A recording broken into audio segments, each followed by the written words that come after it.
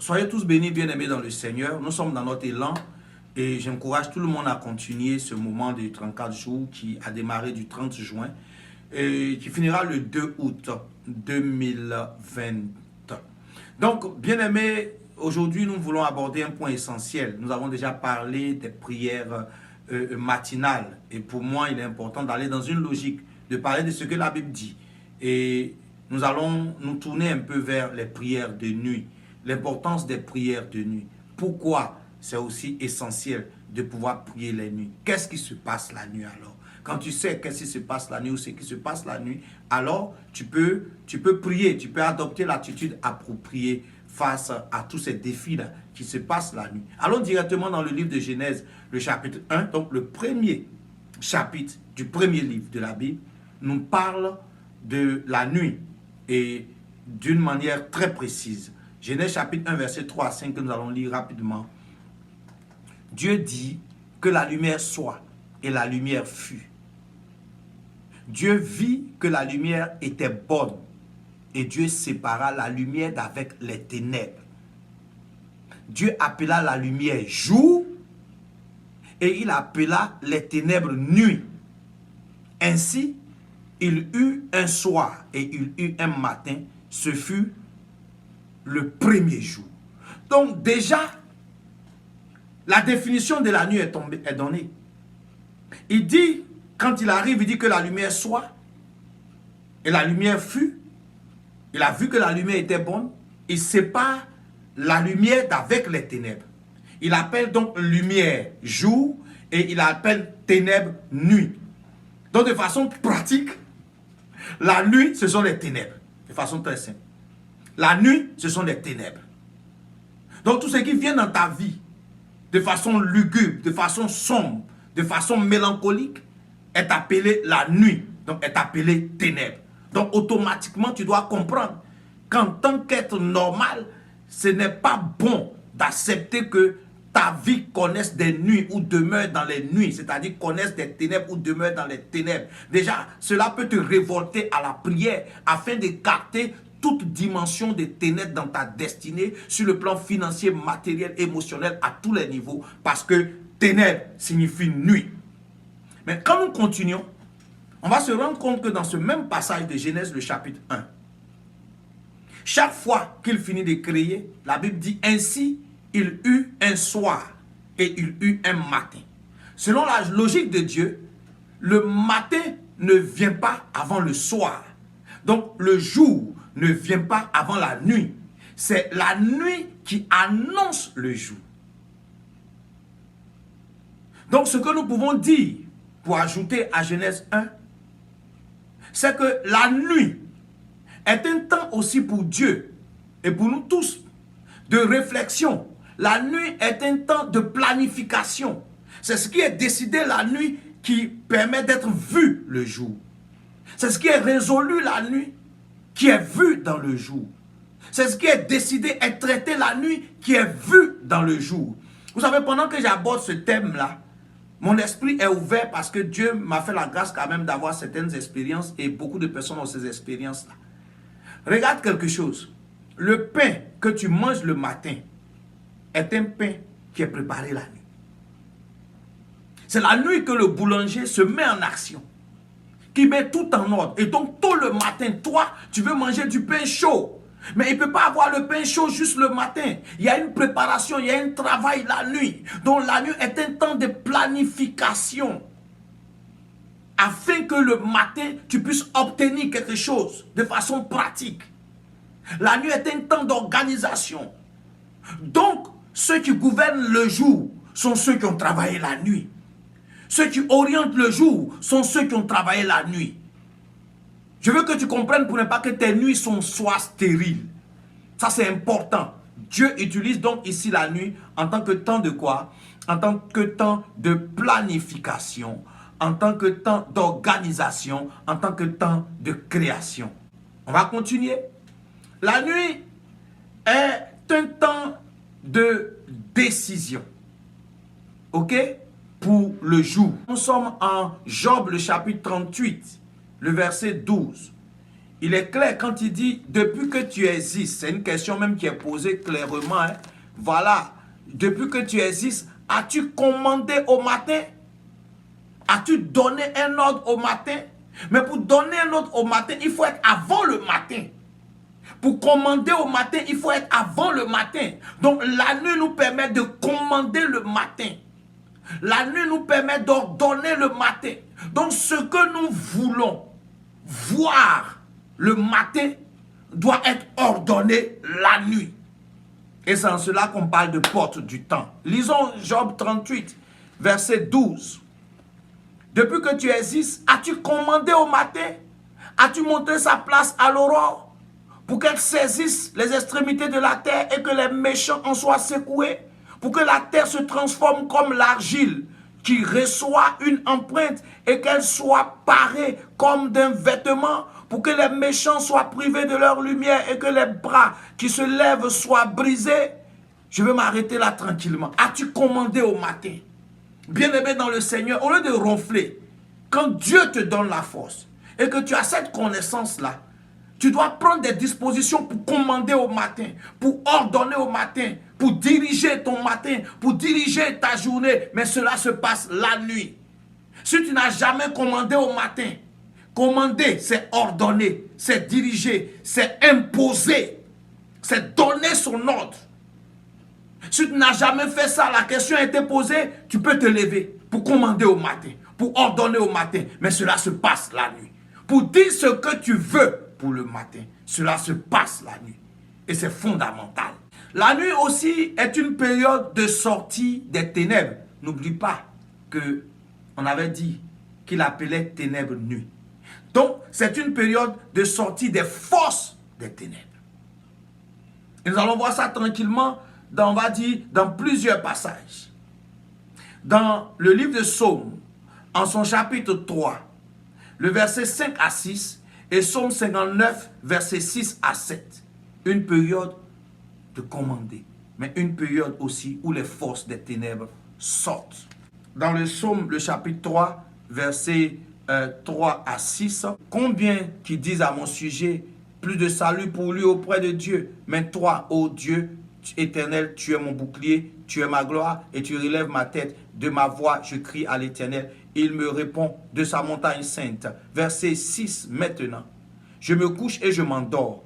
Je me réveille car l'Éternel est mon soutien. Verset 7. Je ne crains pas les myriades de peuples qui m'assiègent de toutes parts.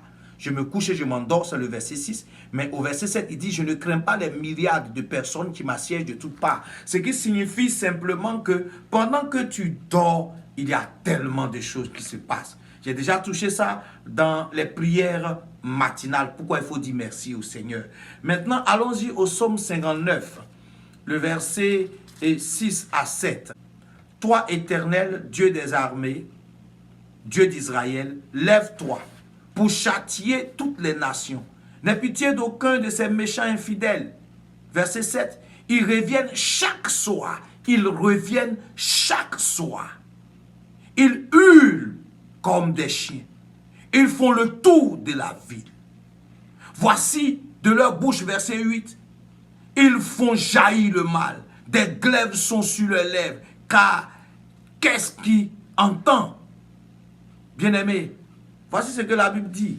Et effectivement, vous savez, on avait l'habitude de sortir les nuits, beaucoup. On avait l'habitude de sortir les nuits. Et même quand la nuit est toute calme, à des heures bizarres, nous entendons des hurlements, des aboiements, de façon bizarre. Et on a pour coutume de dire que un chien aveugle, il entend de voir les esprits, il entend de voir un sorcier. Donc la nuit est un temps d'apparition des forces des ténèbres. Et la Bible en parle. Les hurlements, des bruits bizarres durant la nuit. La nuit aussi est une période pour les voleurs. Et Job 24 nous dit cela de façon très simple. À partir du verset 13, 14 et 15. La Bible dit ceci. D'autres sont ennemis de la lumière. Donc, il y a des gens sur la terre, des hommes qui sont ennemis de la lumière. Alors que En Genèse 1, on a vu que la lumière, c'est jour. La lumière s'appelle jour. Dieu a appelé la lumière jour. Donc, s'ils sont ennemis de la lumière, ils sont ennemis des ténèbres. Ils n'en connaissent pas les voies. Ils n'en pratiquent pas les sentiers. La censée se lève au point du jour.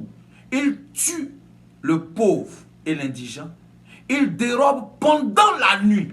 Voilà ce que l'assassin fait. Il dérobe pendant la nuit. L'œil de l'adultère épie le crépuscule. Personne ne me verra, dit-il. Et il met un voile sur sa figure. La nuit, je suis au verset 16, ils forcent les maisons. Le jour, ils se tiennent enfermés. Ils ne connaissent pas la lumière. Pour eux, le matin, c'est l'ombre de la mort. Ils en éprouvent toutes les terreurs. Je vais m'arrêter là. Alléluia. Bien aimé, voici ce qui se passe la nuit. La nuit, les voleurs sont en action. Ceux qui commettent l'adultère sont en action, ils se cachent. Les assassins sont en action, ils se cachent. Les esprits sont en mouvement la nuit. On ne peut pas mettre la main sur eux parce que c'est leur période. Un jour, j'étais en train d'effectuer un déplacement et j'étais dans un transport commun. Et dans le transport commun, un taxi, se trouvait un agent des services de sécurité qui était devant. Et il bavardait beaucoup. Et pendant qu'il bavardait, je l'écoutais et j'ai capté quelque chose. Il disait au chauffeur, tu sais, vous tournez matin, vous vous promenez matin, vous tapez vos poitrines, vous n'êtes rien. Est-ce que vous savez ce que nous on rencontre la nuit? Est-ce que vous voyez ce qu'on voit la nuit? Qu'il y a des gens dans cette nation-là, il y a des gens dans cette ville, dans cette capitale-là, qui ne sortent jamais la journée, qui ne sortent seulement la nuit pour accomplir leur basse besogne. Des monstres, il dit des costauds, des personnes colossales qui apparaissent. Et c'est seulement la nuit qu'on les rencontre. La journée, tu ne les verras jamais. Juste pour confirmer cela, la nuit, il y a des forces ténébreuses qui apparaissent. Des entités spirituelles, même aussi physiques, qui apparaissent. La nuit est un temps pour nous de pouvoir mener des guerres spirituelles parce qu'il y a trop de mouvements. Ici, on a vu qu'il y a des voleurs. On a lu le passage, il y a des voleurs, il y a des gens qui commettent l'adultère. La nuit est un temps de transaction. La nuit est un temps d'échange.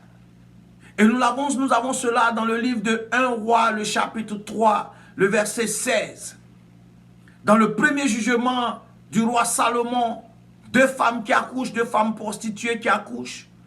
Une qui perd son enfant, l'autre qui a son enfant en vie, mais qui durant la nuit s'endort. Et pendant qu'elle s'endort, celle qui perd son enfant, récupère son enfant mort, elle échange.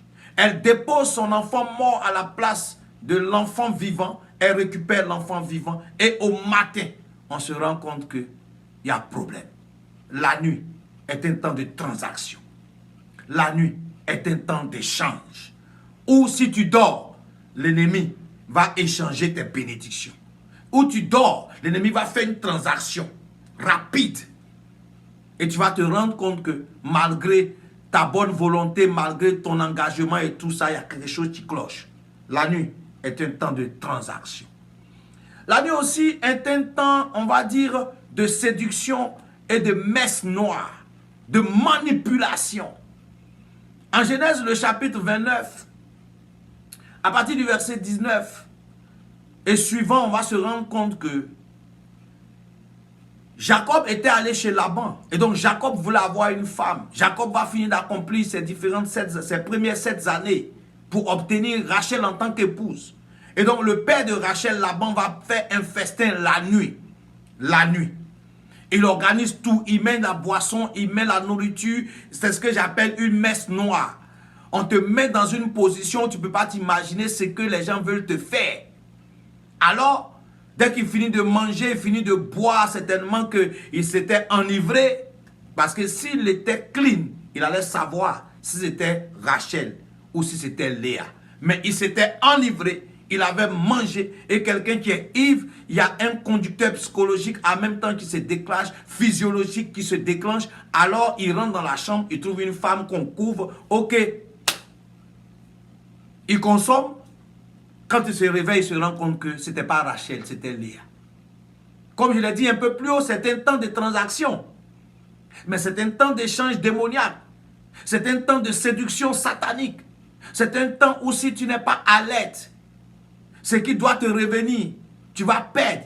Et ça va augmenter ton esclavage. Ça va augmenter ta quiétude. Ça va augmenter ton boulot. Ça va augmenter tes choses. Donc la nuit est un temps où l'ennemi se met en action afin d'augmenter ton fardeau. Afin d'augmenter tes peines. Et face à toutes ces choses, bien-aimé, tu ne peux pas garder la bouche fermée. Il est important que tu te lèves pour prier, pour parler, afin que tous ces acteurs de l'ennemi en action que nous sommes en train de citer ne prospèrent pas dans leurs desseins et dans leurs œuvres contre ta vie et contre ta destinée, parce que c'est fondamental. L'ennemi ne doit pas réussir. Après tant d'années de souffrance, d'engagement, de détermination, tu ne peux pas laisser la paresse te prendre et dormir tout le temps, toute ta vie et toutes les nuits, parce que quelque chose se passe aussi la nuit. Alléluia. La séduction démoniaque ne doit pas prospérer contre toi. La nuit est aussi un temps de visitation angélique. Je vais le mettre comme ça. C'est un temps de visitation angélique.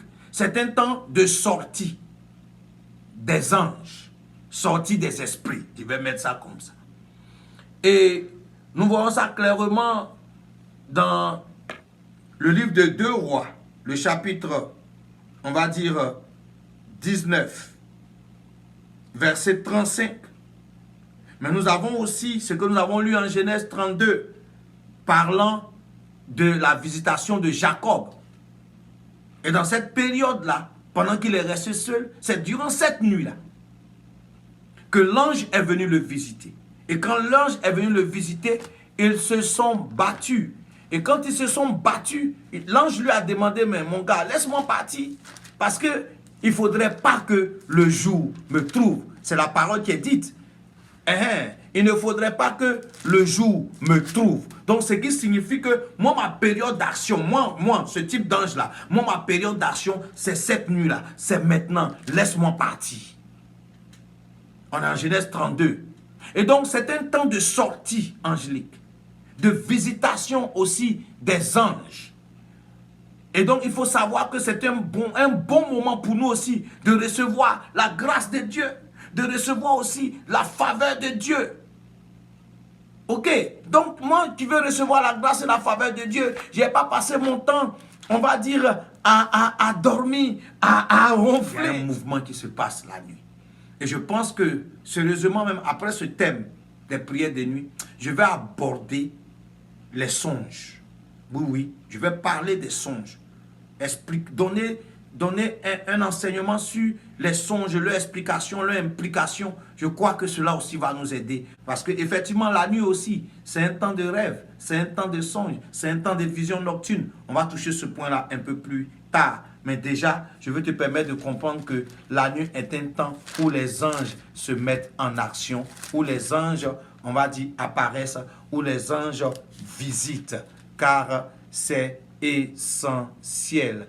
Ici, il est dit ici en 2 Rois, le chapitre 19, le verset 37, cette nuit-là, l'ange de l'Éternel sortit. Cette nuit-là, l'ange de l'Éternel sortit. Donc l'ange de l'Éternel est sorti la nuit.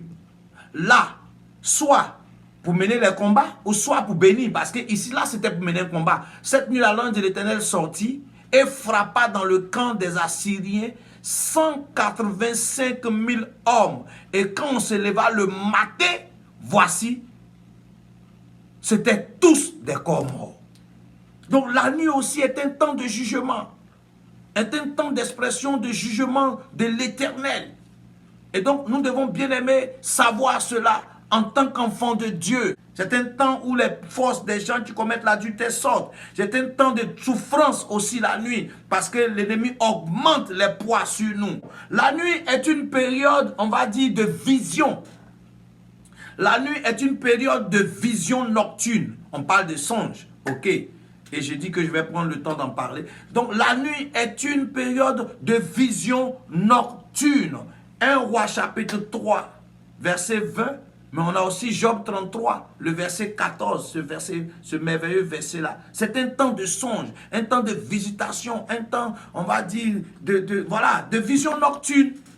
Je vous donne simplement 1 Roi, le chapitre 3, verset 20, et Job 33, verset 14. On a cette femme-là de Pilate qui a aussi été visitée pendant cette nuit-là. Elle dit, toute cette nuit, je n'ai pas dormi. On a Matthieu 27, le verset 17 à 19. Toute cette nuit-là, je n'ai pas dormi. Job 33, 14 parle de Dieu, parle tantôt d'une manière d'une autre. Il parle aussi par des visions nocturnes, nuit, nocturne. Adjectif vient du nom nuit. Donc la nuit est un temps de songe, est un temps de vision nocturne. Et vous devez comprendre que les songes ne sont pas forcément tous positifs. Il y en a des négatifs. Et donc c'est bon de pouvoir traiter ces choses-là par la puissance du Dieu véritable. La nuit aussi est un temps d'espionnage. On a vu que Néhémie a choisi de partir la nuit pour aller espionner. On a Néhémie 2, verset 13 à 14. Il a choisi de partir. La nuit est un temps d'espionnage. Je veux finir en disant que la nuit est une période où les sentinelles sont en éveil. Ça me marque. C'est une période où nous devons prier. Ou si tu es une sentinelle bien-aimée dans le Seigneur, tu dois être en éveil. C'est une période où tu dois te mettre en position d'intercession. Une période très active pour les sentinelles. Et on en Ésaïe, le chapitre 21, verset 8, verset 11. Il est dit ceci. Puis elle cria, on parle de la sentinelle. Puis elle cria comme un lion, Seigneur, je me tiens sur la tour toute la journée et je suis à mon poste toutes les nuits. La sentinelle est à son poste toutes les nuits. La sentinelle, l'intercesseur, est à son poste toutes les nuits. Et voici, il vient de la cavalerie des cavaliers 2 à 2. Elle prit encore la parole et dit, elle est tombée Babylone. Elle est tombée Babylone et toutes les images de ces dieux sont brisées. Je vais rapidement au verset 11. Oracle Soudouma, on m'écrit de Séi, sentinelle, sentinelle, que dis-tu de la nuit? Il y a une question qui est posée. Sentinelle, sentinelle, que dis-tu de la nuit? Sentinelle, que dis-tu de la nuit? C'est répété 2 fois. Donc c'est pour te dire que la nuit est un temps où la sentinelle se met en action. Je veux donc t'inviter, si tu es une sentinelle, à te mettre en action. C'est un temps de prière. C'est un temps de décision. C'est un temps de restauration. C'est un temps de planification. C'est un temps de renouvellement. C'est un temps d'exposition des forces des ténèbres. C'est un temps de transaction et de transition. Et donc vraiment, je ne veux pas laisser ce thème-là comme ça et puis te laisser partir. Je voudrais donc que nous puissions engager un temps de prière. Oui, de façon pratique. Toi qui m'écoutes, il est temps de prier, de parler à l'Éternel, afin de renverser toutes les actions ténébreuses et sataniques programmées contre toi la nuit. Toutefois que l'ennemi s'élève pour mener une transaction de ta bénédiction pour la changer en malédiction, il est l'heure de prier. Et parle avec moi maintenant, Seigneur Jésus de Nazareth, par l'action de ton esprit, j'arrête toutes mes sataniques dans la nuit pour changer mes bénédictions en malédiction. Korabo Shada j'arrête toute forme de transaction démoniaque pendant la nuit contre ma destinée, contre ma vie, contre ma famille, contre mes enfants, contre mes projets, contre mes réalisations, au nom de Jésus-Christ de Nazareth. Éternel, à travers l'enseignement, tu m'as permis de comprendre que la nuit est un temps de visitation angélique. Envoie tes anges me visiter par la touche de ton esprit afin que la bénédiction que tu as réservée pour moi s'abatte sur ma vie aussi, que je la reçoive et que cela se matérialise au nom de Jésus de Nazareth. Éternel, tu as dit que la nuit est un temps de planification, d'organisation. Je planifie ma destinée en cette nuit. Je planifie ma grâce en cette nuit. Je planifie mon élévation en cette nuit. Et aucun homme, aucune femme, aucune puissance infernale, aucun agent de l'ennemi n'empêchera que ce que j'ai décidé cette nuit soit déboussolé la journée. Au nom de Jésus-Christ de Nazareth, nous avons vu, et la Bible dit que la nuit est une nuit et aussi une période durant laquelle les voleurs sont en action. J'arrête tous les voleurs de ma destinée en cette nuit. J'arrête tous les voleurs de ma destinée en cette nuit. J'arrête tous les voleurs de ma destinée en cette nuit. Au nom de Jésus-Christ de Nazareth, voleurs sur le plan spirituel, matériel, financier, émotionnel, à tous les niveaux, je vous arrête par la puissance du Saint-Esprit. Je vous arrête par la puissance du Saint-Esprit. La Bible déclare que la nuit, Jacob a lutté avec l'ange et sa destinée a changé. Cette nuit, je lutte avec l'ange de ma destinée. Cette nuit, je lutte avec l'ange de ma destinée. Je récupère par la puissance du Saint-Esprit la grâce qui m'est réservée. Je reprogramme ma destinée. Je reprogramme ma destinée. Je reprogramme ma destinée. Je reprogramme ma destinée. Au nom de Jésus-Christ de Nazareth, Père, tout ce que tu as prévu pour moi m'est retourné en cette nuit par la puissance du Saint-Esprit. Au nom de Jésus de Nazareth. Au nom de Jésus-Christ de Nazareth. La nuit est un temps de vision nocturne. La nuit est un temps de visitation. Éternel des armées, toutes les fois que je dormirai, ce que l'ennemi a programmé contre moi pour salir mon rêve, pour me détruire, pour me voler à travers mon rêve, je renverse, je ruine, j'abats, je déstabilise, je consume, j'annule cela au nom de Jésus. Je sécurise mon sommeil, je sécurise mon sommeil, je sécurise mon sommeil, je sécurise mon sommeil au nom de Jésus-Christ de Nazareth. Que la paix de Dieu soit sur moi, que tout ce que l'ennemi orchestrera toutes les nuits de ma vie ne prospère point, et que seulement ce que j'ai résolu puisse se manifester par la puissance du Saint-Esprit. J'abats les agents de l'ennemi, je les abats, je les annule, je détruis les sorciers, les veilleurs, les sentinelles démoniaques et sataniques, je les ruine, je les déstabilise au nom de Jésus-Christ de Nazareth, et je proclame qu'un nouveau jour se lève sur ma destinée. Au nom puissant de Jésus de Nazareth, merci Seigneur pour ta grâce sur la vie de tes enfants.